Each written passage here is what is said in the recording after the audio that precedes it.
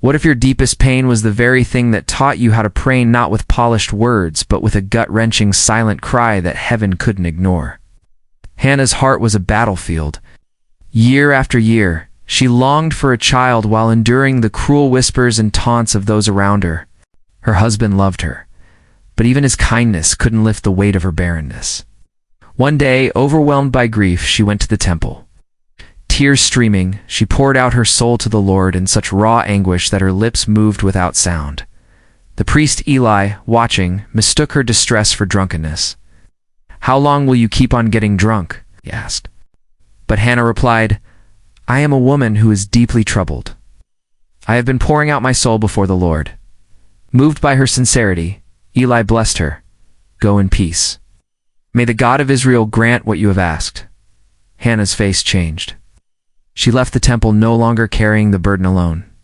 In time, God remembered Hannah. She conceived and gave birth to a son named Samuel, who would become one of Israel's greatest prophets. Her sorrow had birthed a miracle. Hannah teaches us that God is not distant from our despair. He is drawn to it. When hope feels like a ghost and words fail, your silent tears become a prayer He leans in to hear. Eli almost misunderstood her, but God never does. He sees the heart behind the trembling lips. Sometimes hope isn't born in the light, but in the brave. Broken moments when we come before God with nothing but our ache and say, "Here I am." Your pain, when surrendered, becomes an altar. And God specializes in answering the prayers we can barely speak. Do not believe the lie that your struggle is a sign of God's neglect. Often, it's the sacred ground where He meets you and prepares you for a purpose greater than you can imagine.